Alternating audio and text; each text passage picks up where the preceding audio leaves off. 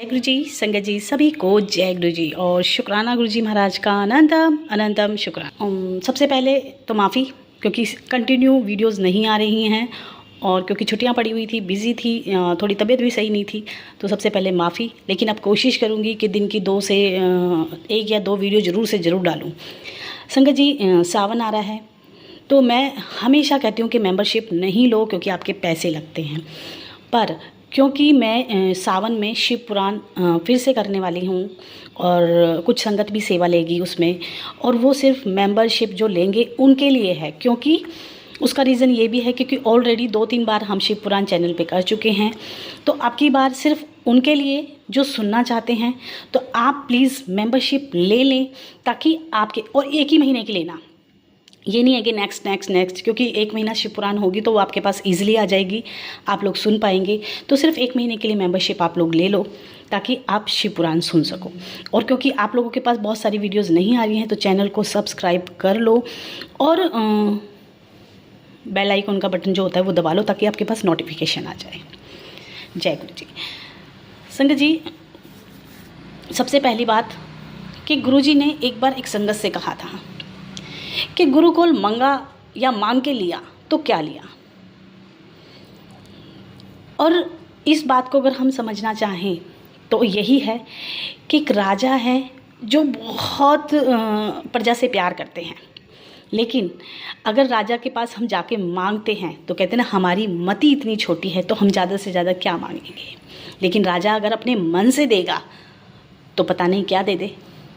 जैसे एक किसान से राजा बड़ा प्रसन्न हुआ था और उसने, राजा ने कहा कि मांग, क्या मांगता है, मांग ले। और जो किसान था उसने क्या मांगा कि 1 साल का मेरा खाना और 1 साल का मेरे गाय भैंस का चारा आप मुझे इतना दे दो। तो राजा मुस्कुराए और उन्होंने कहा कि शायद मैं तुझे एक गांव दे देता, शायद मैं तुझे हीरे और मोतियों से भर देता, पर तूने मांगा भी तो क्या मांगा, क्योंकि मैं तेरे से बहुत खुश था और मैं तुझे देने को बहुत देना चाहता था, लेकिन तूने भी मांगा तो क्या मांगा, 1 साल का चारा। तो वही हम मांगते हैं जिन्हें मांगना भी नहीं आता। और मालिक से अगर ये कहें कि जो आपकी रज़ा, तो वो देने के लिए इतना दे देंगे संगत जी कि आपने सोचा भी नहीं होगा।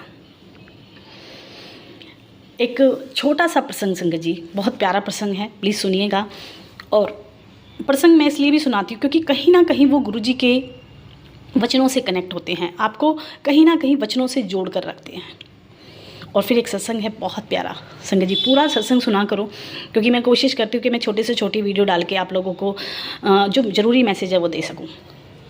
संगत जी, एक बुज़ुर्ग महिला जो कि पूजा पाठ सिमरन हर मिनट उसके मन में चलता था, अपने परमात्मा को, अपने रब को, जिसको भी वो सिमरती थी, उसके प्रति पूरी समर्पित थी। वो शुभ घड़ी भी आई जब उसका मरना हुआ। और शुभ घड़ी इसलिए क्योंकि जब हम मरते हैं ना संगत जी, तो हम उनसे जाके मिलते हैं जिन्हें हम पूरी ज़िंदगी याद करते हैं।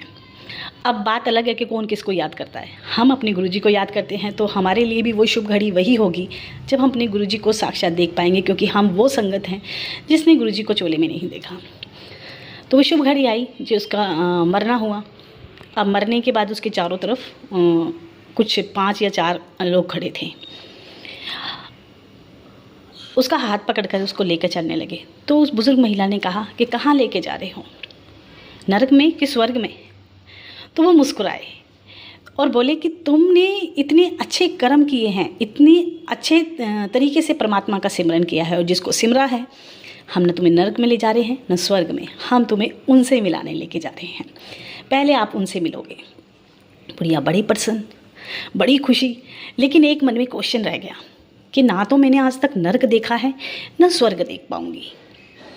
आखिर जिसके डर के मारे, क्योंकि डर हमें इसी बात का होता है कि मरने के बाद हमें नरक में नहीं जाना, कि जिस डर से मैं पूरी ज़िंदगी परमात्मा को सिमरना मैंने शुरू किया, क्योंकि कुछ उसके जीवन में ऐसी घटनाएं हुई थी कि उसने बहुत लोगों के मुंह से सुना था कि नरक में जाओगे, नरक में जाओगे। तो मैं तो वो नरक देख ही नहीं पाऊँगी, और देख में स्वर्ग भी नहीं पाऊँगी, क्योंकि मैं तो परमात्मा के पास जा रही हूँ। तो उन्होंने बड़े प्यार से कहा माता जी ने कि मुझे आप नरक दिखा सकते हो। तो उन्होंने हंसते हुए कहा, क्योंकि आपने हमारे प्रभु का इतना सिमरन किया है, आप उनकी प्यारी भक्त हो, हम आपको नरक दिखाएंगे। फिर उसने बड़े अचानक से कहा कि मुझे स्वर्ग भी देखना है। तो बोला ठीक है, पहले हम आपको नर्क दिखाते हैं, फिर हम स्वर्ग भी दिखाएंगे और फिर हम प्रभु के पास चलेंगे। बुढ़िया मन में बड़ी खुश कि देखूंगी आज मैं नर्क, क्योंकि नर्क के डर के मारे मैंने बहुत सिमरन किया है परमात्मा का। जब नर्क में पहुंची तो बहुत चिल्लाहट, बहुत कहते हैं ना हाहाकार, चिल्लम चिल्ली, रोना धोना, बहुत सारी चीज़ें थी। और बीच में लटकी थी एक बड़ी विशाल हांडी। उसकी तरफ देख देख के लोग चिल्ला रहे थे, पेट पकड़े हुए थे, भूखे मर रहे थे और बोल रहे थे कि ये हांडी किसी तरीके से नीचे आ जाए तो हम खा लें खीर, हमारी भूख मिट जाए। तो वो जो उनको लेके गए थे ना देवदूत, वो उनसे बोली कि ये क्या है इस हांडी में। बोले इस हांडी में अम्मा जी खीर है और ये खीर तक पहुंच नहीं पा रहे हैं, क्योंकि ये कई सालों से, पता नहीं कितने सालों से, अनंत सालों से भूखे हैं। इसलिए भूख में उसको हांडी को देख देख कर चिल्ला रहे हैं और पुकार रहे हैं उस हांडी को कि वो नीचे आ जाए तो ये खाना खा ले, ये अपनी भूख मिटा लें। बुढ़िया से देखा नहीं गया। बुढ़िया माता बोली कि मुझे यहाँ से लेके चलो, मेरा तो मन घबरा रहा है, इतना बुरा हाल है नर्क का, इतनी बड़ी चीज़ें हैं यहाँ तो भूख से मर रहे हैं। सामने होते हुए खाना पेट नहीं भर रहा है लोगों को, मतलब वो खाना नहीं मिल रहा है। कहते ना हमारे सामने प्लेट रखी हो तो हम एक सेकंड नहीं रुक सकते, अगर भूख लगी हो तो फटाफट खिसकाते हैं और फटाफट खाना शुरू करते हैं। उनके सामने तो खुशबूदार खीर थी जिसे वो खा नहीं पा रहे थे। बोली अब चलो हम आपको स्वर्ग दिखाते हैं। अब स्वर्ग में गए तो बड़े शांति से सब सिमरन कर रहे हैं, प्रभु को याद कर रहे हैं, सब एक दूसरे को देख के खुश हैं, मुस्कुरा रहे हैं, कुछ तो एक साथ बैठ के कुछ अच्छी बातें कर रहे हैं, खिलखिला रहे हैं। लेकिन वहाँ पर भी एक हांडी है, बड़ी विशाल हांडी जिसमें से खुशबू निकल रही है। जैसे नर्क वाली हांडी में खुशबू थी, ऐसी ही उस हांडी में भी खुशबू थी। तो माता जी ने कहा कि यहाँ पे भी एक हांडी है। बोला हाँ, ये भी वही अमृत वाली हांडी है जिसमें अमृत की खीर बनती है और ये लोग अपना खाते हैं, पेट भरते हैं। तो बोली इनके लिए भी इतनी ऊंची हांडी, इतनी ऊंचे पे लटका रखी है। बोला हाँ। तो बोली ये क्या है। तो उन्हें जाके एक से पूछा तो उसने कहा कि हमारे जो हेड है ना, आप उनसे जाके बात करो, वो आपको बताएंगे। तो बुढ़िया अम्मा ने जाके उनसे पूछा कि ये हांडी इतनी ऊपर है और आपको भूख नहीं लग रही, आप चिल्ला नहीं रहे हो, आप रो नहीं रहे हो, आप हांडी में से खीर कैसे खाते हो और आप इतनी सुकून से कैसे हो। बोले कहीं भी आपने देखा है दही हांडी को कैसे फोड़ते हैं। बोले जब इनको भूख लगती है तो हम सर्कल बनाते हैं, एक के ऊपर एक चढ़ते हैं, एक दूसरे का साथ लेते हैं और बड़े प्यार से प्रभु को याद करते हुए उस हांडी में से खीर निकालते हैं। जिसको भूख लगती है वो अपनी भूख मिटाता है और फिर हम अपने प्रभु को याद करने लगते हैं। तो बोली रोज़ ऐसे करते हो। बोले दिन में 2 बार भी करते हैं, 3 बार भी हम इस पे चढ़ते हैं, हम एक दूसरे का हाथ पकड़ते हैं, सर्कल बनाते हैं और इस तरीके से हम अपनी भूख, जिसको भूख लगी है, सब प्रसाद लेते हैं प्रभु का और फिर हम जुट जाते हैं अपने प्रभु के ध्यान में, उनके प्यार में, उनकी बातों में और हम उनको सिमरते हैं। बुढ़िया बड़ी हैरान, माता जी इतनी हैरान कि बाहर जो देवदूत थे उनसे बोली कि लेके चलो मुझे प्रभु से, क्योंकि अब जो मेरे मन में सवाल है उसका जवाब मेरे प्रभु देंगे, मुझे लेके चलो। मैंने तो स्वर्ग भी देखा, मैंने नर्क भी देखा, लेकिन अब जो अंदर जो सवाल है वो जवाब मेरे रब देंगे, मेरे प्रभु देंगे। तो देवदूत मुस्कुराते हुए बुढ़िया को हाथ पकड़ते हुए ले जा रहे थे। जाके प्रभु के चरणों में पड़ गई कि प्रभु आपने मुझे स्वर्ग नर्क दोनों दिखाया, लेकिन मेरे को एक बात समझ नहीं आई, दोनों के लिए सेम परिस्थिति है, हांडी दोनों की ही ऊपर लटकी हुई है और ऊंचाई पे लटकी हुई है। जो स्वर्ग में है वो चिल्लम चिल्ली नहीं कर रहे, वो शांति से बैठे हैं, और जो नर्क में है हांडी उनके लिए भी ऊपर है, लेकिन वो इतने चिल्ला रहे हैं, रो रहे हैं कि घबराहट होती है देख के। तो प्रभु ने कहा परिस्थिति सबके लिए समान है, सबके जीवन में सेम परिस्थिति है। जो मेरे सिमरन में आ जाते हैं, जो मुझे पूजते हैं, जो मुझे याद करते हैं, जो मुझ पे विश्वास करते हैं, उनकी मति ऐसी आ जाती है कि कैसी भी परिस्थिति हो, कैसी भी चीज़ें हों, कितने ही दुख हों, वो मेरा सिमरन करके उस परिस्थिति तक पहुंच जाते हैं। उनके अंदर घबराहट नहीं होती, चिल्लाहट नहीं होती। और जो मुझे नहीं याद करते हैं, जिनको मुझ पे भरोसा नहीं है, परिस्थिति उनके लिए भी वैसी हैं, लेकिन ना उनको मुझ पे भरोसा है, ना उनके मन में शांति है, ना वो एक दूसरे का हाथ पकड़कर आगे बढ़ना चाहते हैं। बोले मैंने दुनिया बनाई, मैंने जहान बनाया, मैंने आसपास के लोग बनाए, एक दूसरे का हाथ पकड़कर निकलो ना भवसागर से। लेकिन जैसा नरक का हाल है, शायद हम लोगों का भी वही हाल है। ना हम किसी की मदद करना चाहते हैं, ना हम किसी की मदद लेना चाहते हैं, और ना हम किसी के काम आते हैं, और ना हम किसी के काम के हैं। तो संगत जी, परमात्मा ने ऑप्शन सबके पास रखे हैं। जो उनके ध्यान में रहता है, उनको वो मति ऐसी देते हैं कि एक दूसरे का हाथ पकड़कर प्रेम से प्रभु को याद करते हुए वो उन परिस्थितियों से निकल जाते हैं, उस विश्वास के सहारे कि हमारा रब हमारे साथ है। लेकिन जो गुरुजी को नहीं मानते हैं, मेरा मानना है, क्योंकि उस समय पे, एक समय पे मैं भी ऐसी थी जब मैं गुरुजी के सहारे नहीं थी और मेरा मन छोटी छोटी चीज़ों को लेकर इतना विचलित हो जाता था और मैं सर पीटने लगती थी कि ये कैसे होगा, अब इससे कैसे निकलूँगी, हाय मुझे लोगों ने क्या कह दिया। अब वही लोग हैं, वही परिस्थिति हैं, लेकिन पूर्ण विश्वास और भरोसा मेरे गुरुजी पे है कि वो मुझे भटकने नहीं देंगे, जो जैसे चाहेंगे वैसे मुझे निकाल देंगे। आज का सत्संग जो आंटी का है वो भी आज इसी के ऊपर है। संगत जी, एक सोसाइटी में आंटी रहती थी। एक समय पे कोरोना हुआ था, तो आंटी के कोई नेबर आए थे, यंग कपल था।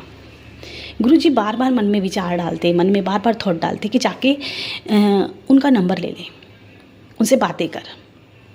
कुछ समय बीता तो उन दोनों कपल को ना कोरोना हो गया। आंटी ने अपने हस्बैंड से कहा कि मुझे इनका नंबर चाहिए, क्योंकि मुझे गुरुजी बार बार दिमाग में डाल रहे हैं कि उनका नंबर ले, उनसे बातें कर। तो अंकल ने जैसे, क्योंकि अंदर के जो होते हैं ना आस पड़ोस के, उनको नंबर ईज़िली मिल जाता है, तो उन्होंने नंबर लिया। उनसे कहा कि मुझे पता चला है कि आप दोनों कोरोना से पीड़ित हो। तो उन्होंने कहा हाँ जी आंटी। तो बोली मैं आपकी पड़ोसी होने के नाते आपकी मदद कर सकती हूँ, आपके लिए खाना भेज सकती हूँ। तो उन्होंने कहा कि आंटी अगर आपको तकलीफ़ नहीं हो तो प्लीज़ हमारी मदद करें, हमारे लिए खाना भेजें, और आपको अगर अपनी सेफ्टी से कुछ मतलब वो है तो आप बेशक से दूर से भेज दें, लेकिन हमें खाने की नीड है। इसी तरीके से उन्होंने खाना भेजा, उन्होंने खाना खाया और मन से शुक्रिया किया उनका, क्योंकि वो एक इकलौती उनकी पड़ोसन थी जो उनकी मदद करने के लिए आगे आई थी। मन से शुक्राना निकल रहा था, थैंक्स निकल रहा था। मतलब कहते हैं ना, हमारी कोई मदद करे तो मन से बोलने की ज़रूरत नहीं होती, वो मन से होता है। कुछ समय बीता, आंटी के घर पे कोई नहीं था, बच्चे नहीं थे दोनों, और एक वही आंटी और अंकल थे जिनमें से आंटी हमेशा गुरुजी के सत्संग शेयर करती थी, उनकी कृपा का बखान करती थी और बातें करती थी गुरुजी के बारे में।